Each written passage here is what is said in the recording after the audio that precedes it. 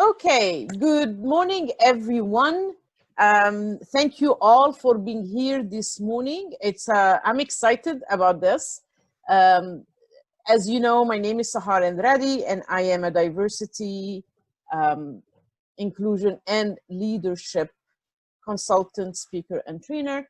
And today we thought about putting something about assertiveness, specifically now in COVID, where a lot of people are not trying to be nice and we are trying to be kind to everyone, but at the same time, when that happens, sometimes we cannot be as assertive as we should be. And like I always say, boundaries make great relationships. So today what we are going to be talking about is actually how to be assertive. And assertiveness is one of the great leaders of one of the great characters of a great leader. So I'm going to start um, sharing my screen. Vico here is going to be kind of going through the chat and if there is any questions. And just to let you know, when I share my screen on full screen, I cannot necessarily see your faces, but I'll go back and forth and we're going to be watching the chat as it goes. And we are going from now till 11:15. So welcome, sit tight, and let's start it. Okay, so we're talking about how to build your assertive skills and self-esteem. And what's not assertiveness? What are the challenges? What are the benefits? We're going to talk briefly about the different kinds of behaviors like passive aggressive, and assertive, how to do it. I'm going to share two assertive techniques with you. I mean, there are plenty, but because of the time, I'm going to share only two with you, and I'm going to give you some solutions or basically a plan on how you can start being assertive, applying it from today. So one of the things that we can all say that we are guilty of is saying yes all the time or always, till we know that we shouldn't say yes all the time, right? So why do we always say yes? Because as human beings, we just want to be nice. Not only that, we want to be liked. So we believe if we say no, people are gonna not like us or even reject us or dislike us or talk about us in behind our back. Oh my God, she thinks she's all that and that's why she doesn't want to help, or he doesn't want to help. But there is a downside to this niceness, that when we do that, we are putting more on our plate. Remember that when you say yes to something, you are saying no to something else. Because at the end, we all have 24 hours. And at the end, we all carry the same plate that has so much capacity. So whenever we say yes, we are adding to this capacity and it can make us sink. So that's why when we say yes to something, we have to make sure that whatever we are saying no to is not important or crucial to our life. And usually we have a tendency not to care about our needs and our wants, personal needs and wants, and just cater to other people. And that's why we keep saying yes, especially family. And I'm going to say why, because specifically in women, it comes from cultures, from different cultures, where we have to respect everything and anyone without questioning, specifically in cultures that have the power distance. And we kind of sacrifice ourselves, our needs, because, my children are more important than what I think. My family comes first. And I want to remind you that unless you take care of yourself and unless you are solid, unless you have a very strong life that you are leading, you cannot care or help anyone else. And I always want to remind you of when you are on a plane, they tell you in the directions when you get on the plane, put the oxygen mask on you first, then on your child. It's not the other way around. Because if you're not aware, if you're not conscious, if you're not okay, you're not going to be taking care of everybody else. Like I always say, you cannot help people have electricity in their homes when you don't have enough money to pay for your own utility bill. And remember also, you cannot give what you don't have. So and sometimes in our mind, we relate power and being assertive or standing up for yourself, or even the wealth that comes with that, as be considered ruthless, pushy, or strident.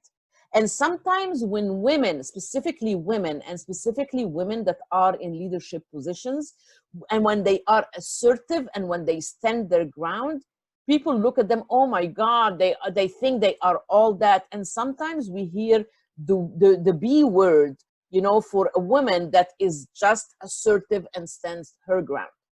And some part is us too, thinking that if I'm going to be assertive, people are going to think I'm too aggressive or I'm too pushy. And this is something that we need to start thinking about. So other reasons why we say yes is our cultures, or as women in general, is that we don't think about ourselves first. And we think that if we brag, and brag is just part of branding, by the way, and we all have a brand. But if we say, I accomplished this, or I did this, or this is what I want, then it's not acceptable. And when we do that, it becomes our self-prophecy, and our self-image becomes based on how others perceive us. And sometimes it has nothing to do with our personal reflection or who we are, but we start believing it and it gets into us. And sometimes we feel drowning, you know, just because we need to live up to that expectation or these perceptions of other people. So what does that do? It brings low self-esteem because we have a constant fear of criticism. Fear somehow controls our life, and as we know, fear is a chameleon, and it comes in many, many shapes, like more than 150. One of them is the fear of being judged, fear of being rejected, fear of being criticized, fear of being ridiculed. And that's why no matter where we run and we say, yes, yes, yes, I'll do it, I'll do it, I'll do it, because I'm the nice person. And also, when we say no, especially if we're not used to say no, and if we're not used to have these boundaries, it triggers stress inside of us because we are scared of resentment or frustration. And the more we get frustrated, the more our temper builds up, and anxiety increases with stress, and it can lead to depression on the long run. And depression also will work against self-esteem. This is actually a study that the University of California in San Francisco found out. The stress will relate to our own self-resentment, to frustration, to anger buildup, to anxiety and depression, and that depression will actually affect our self-esteem. And again, when you say yes, you might say no to something else. So what is self-esteem? Self-esteem is confidence that you know that you're going to get through whatever you have to go through and get out okay. And it's very important in this time, in the COVID time, where we have been faced with the biggest challenge that we will ever face, that probably the whole population on this earth got faced with, because no one ever went through what we're going through right now. So there is a lot of uncertainty going on, and that's why our confidence or our self-esteem can be affected. But if we have that already built self-esteem, or we're working towards it, what happens is that we know that we're going to be okay of it. And I know that all of us are going up and down because we are all going through some kind of a grief process, and we all are suffering from some kind of micro losses. So it's human to go up and down, but as long as the base that you know you're going to go through it and not catastrophize everything is like, oh my God, we're all going to die, you're going to be okay. Self-esteem also is trusting that your future, or who you will be in the future, you will know what to do and what to go through. And most importantly, that you believe deeply that you have the right and you deserve to be happy. So you need to trust your future self. And to do that, you have to build that self-esteem from now moving forward. So assertiveness, in very simple words, is in between being a bully and a doormat. So there is when you have aggressiveness on one side and assertiveness in one side, when you put them together, that common thing in the middle is what we call basically having assertive communication skills. And this is what we want to aim for, because some people relate assertiveness to aggressiveness or the other way around. So we're going to explain what's the difference between aggressiveness and assertiveness today. So assertiveness is a skill that you actually can learn it and you can build on it. And it's not a personality, and it's a style of behavior that you have. In very short terms, assertiveness is the ability to say no in a positive way. So there are certain ways that you can say no in a positive way. For example, you can say no followed by an explanation. Like if someone asks you to do something that you feel is gonna make you feel uncomfortable, you can say, I'm actually uncomfortable doing this because, but you start with no. Or you say no, then you clarify your reasoning without making excuses. Like if someone is trying to put something more on your plate, if someone is trying to tell you, like, I want you to do this task today and finish it today, you can say, you know what, my schedule is full, you know, and that's it. And you can stop it as that, as not making excuses. And some of us, or at least when I even used to work in corporate, if I had a boss that will come and will just put stuff on my desk one after the other, with time, I learned that I can't deliver all that in that short deadline. So I would go in a very respectful way and say, thank you for trusting me with this project. I know that you want these 3 projects to be done by this time. Can you please give me your priority list so I can start with the most important one? This way, your boss sometimes might have not even realized that they give you all that to do. And also, when you do that, you're putting the ball in their corner. They take the responsibility of which one you start with, instead of you starting with something and then they tell you, oh, this was the least important for you to do. So being assertive is, again, standing up for yourself without making excuses. Or you can say no, then give an alternative. Like if I come to you and tell you, I need you to do this for me now, I can tell you, I'll be happy to do it only after 3 p.m. And that's it. You don't need to give excuses. And throughout the presentation today, I want you to remember one thing, that no is a full sentence. No doesn't need anything behind it. No, again, is a full sentence. And I'm going to repeat that throughout the presentation today. Or you can repeat the request in your own words and they say no. These are 4 simple ways where you can say no in a positive way. And I need to remind you also that it's going to be difficult for you if everybody is used to you saying yes to everything and you're going to start to change. People might like look at it in a way that is like, oh, what's wrong here? Did something get into your head, or you feel like you are above everybody? So these are things that we will call growing pains going through it. So assertiveness is basically standing for yourself while considering the rights and opinions of others without compromising rights of either persons, of you or of them. So it's basically you draw a line in the sand where you know your rights and you know what you want, but at the same time, you are respecting and considering the rights and opinions of others. So you stand up for your right, so you are not being taken advantage of. And this way, when people start criticizing, you know, how you're standing up for yourself, you detach yourself from it because you know your boundaries. Boundaries make the best relationships. You need to have boundaries with your significant others, with your spouses, with your siblings, with your colleagues, with your bosses, including boundaries with yourself. Boundaries are healthy. Boundaries are where people know where to stop.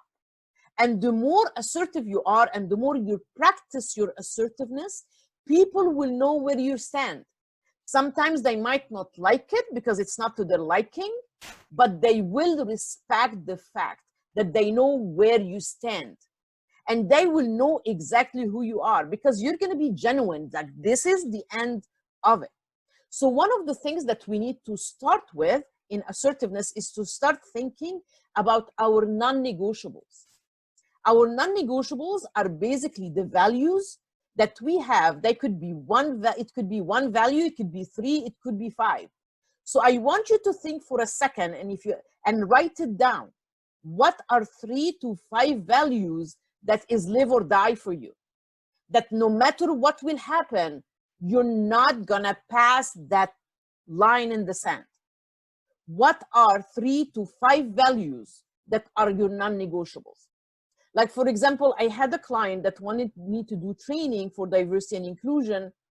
And I started with it, and basically, I love what I do. So I start a conversation, and sometimes it's not a very comfortable conversation, but that we need to have.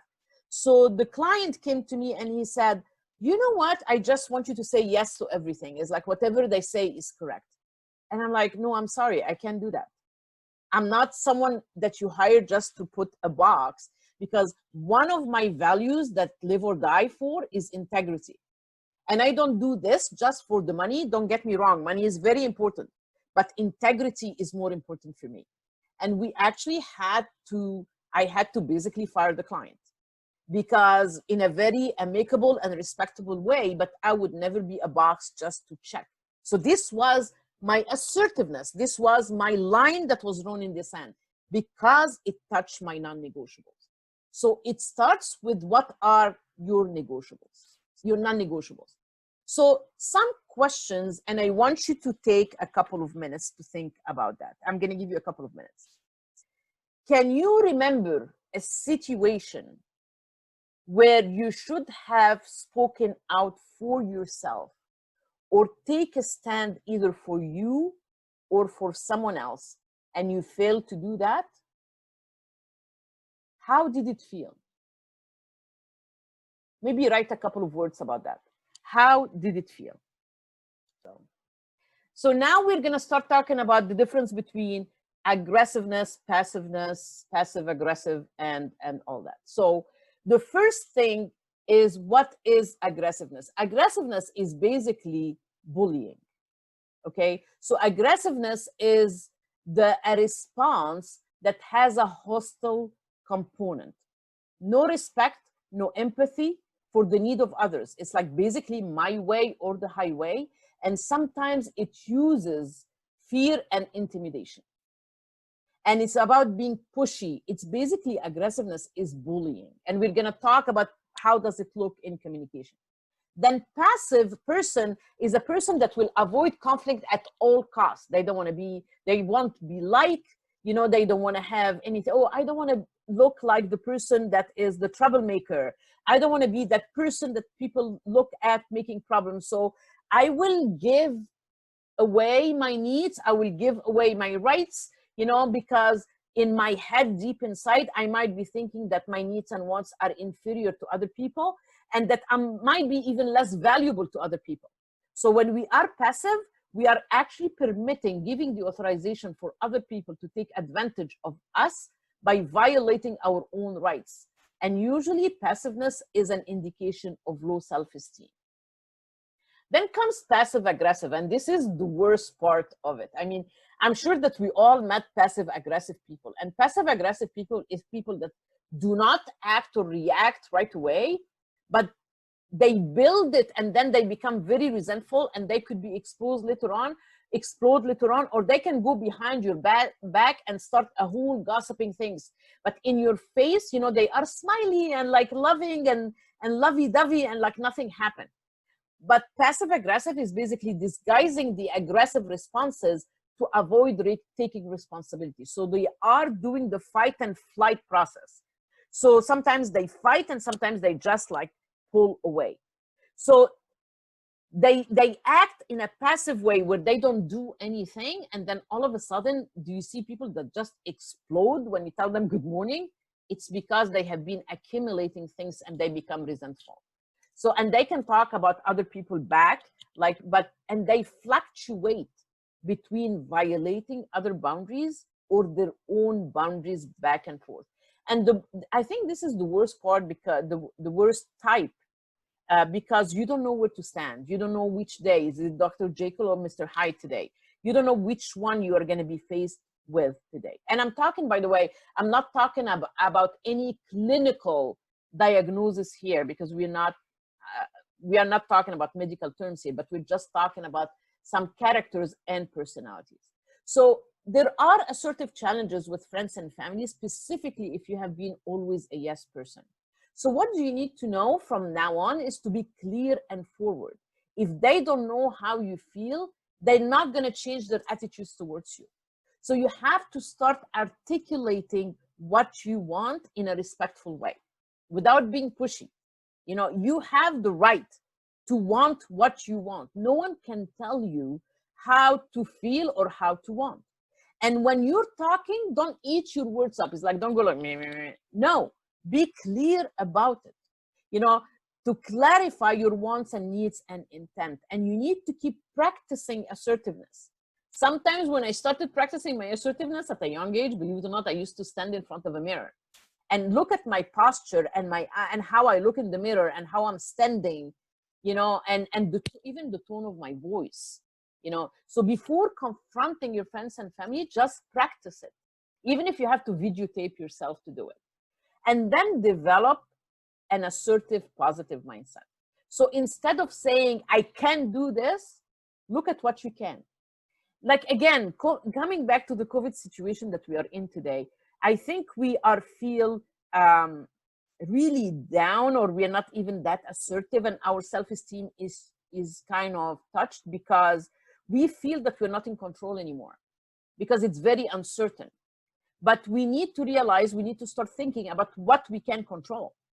Like I always said, we control 0 of what life throws at us as curveballs, but we control 100% how we react to things. We can swim or sink, like they say. And we can start reacting in a little bit of as much as we can in a positive way. So we can start thinking from I can't to think about what we can. With time, you're going to get better. And because you're going to see how your relationships are getting better. And there are people that will never like the fact that you are becoming assertive. So you need to really start thinking, these are toxic people that I want to have in my life or not? Because at the end, you have to stand up for yourself to get what you want in life. And this is the only way you can actually help people. Whatever we have as vices, or whatever we have as bad habits, if you want to call it, including when people smoke or drink or eat too much, there is something called a payoff, even if it's a bad habit. So we are going to go through the payoff of passiveness, for example. It's like people will praise that person of being selfless, a good sport. They will never be blamed for anything since they never take a decision or initiative. And others will feel like they want to protect them and taking under their wing, and they avoid or hide or even postpone a conflict in short term. But on the long term, what it will do, it will actually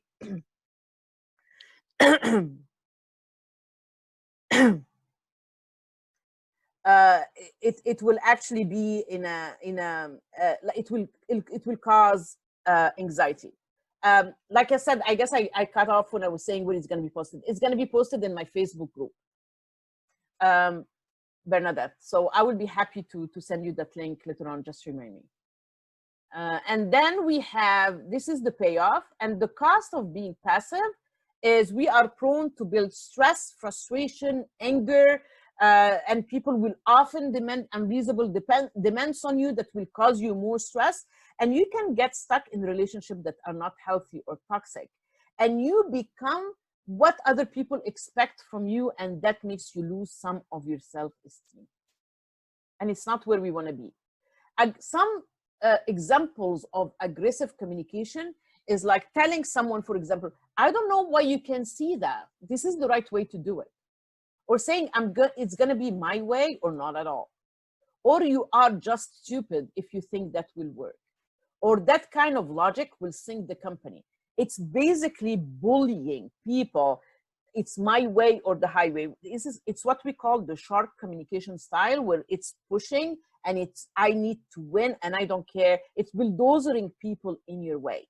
The payoff of aggressiveness is that sometimes, or most of the time, you will get others to do your bidding and things will go your way, and you think that you are less vulnerable because you like the feeling of being in control, and you think you are releasing your tension and you feel powerful and almighty. But the cost of that is that people will resent you, and they might fear you, but they won't like you and they won't respect you. And it can result in a fear of paranoia. And I say this, the more miserable people are, the more aggressive and bully they are, the more they are miserable inside and they are not happy. Because it will come that you have to maintain that control and you are unable to relax. And some of these people, it has been proven that inside of them, they feel inferior, deep inside at their core. And that's why they're putting a face up, trying to put other people down. People reflect who they are on other people. So if they feel like they are not worthy, they will try to make other people not feeling worthy by their aggressiveness as well. So the passive aggressive examples is like, for example, telling someone, sure, Brenda, I'd be happy to write that verbal order, but back in the unit, guess what? Everybody's gonna forget it. Instead of discussing what we can do about the order, about being assertive, like, you know, maybe we should change the wording, maybe we should put some reward if someone does it, and this way people will accept it. But passive aggressive here is agreeing, is like, I'll be happy to write it, but I want to let you know no one is going to even care about it. That's passive aggressive. Or, I love your hair. Most people probably can tell it's a wig. Again, passive aggressive. Or, I hear what you're saying and I wouldn't want to make waves, but I will do what you say, even if someone probably will get sued. So it's about one way here, one way there, like passive aggressive. That's what we mean. I'm sure we met a lot of people like that in our life. So these are certain examples of assertive communication, because it's done with respect, with understanding of each other to find a solution to problems, and it's flexible way to do it. So examples of that is to say, so what you're saying is, so you're basically inviting, you know, the opinion or the want or the feeling or the emotion of the other person. Or, I would appreciate it if, like when I was like really junior, my boss, one of my first bosses, and that actually taught me a lot of things, is like, she will come to me and she will say, would you be open to do this? So she's inviting, you know, she knows what she wants, but she is inviting me to be part of that rather than just pushing it on me. Or saying, I can see that this is important to you and it's also important to me. Maybe we can talk more and try to find a solution for both of us. Again, I think, I feel, I believe that. It's all I statements. When you start telling someone, you make me feel that way, I just want to let you know that no one makes you feel anything. No one should have the power to make you feel anything. You make you feel anything. You make you let people within your boundaries so you can feel a certain way. Like, no one can mess your day except you. Like, I know that a lot of people that are on the aggressive side, they can abuse others and then say, see what you made me do? No one can make anyone do anything. And that's why we need to start owning who we are, accept it fully, and start practicing assertiveness.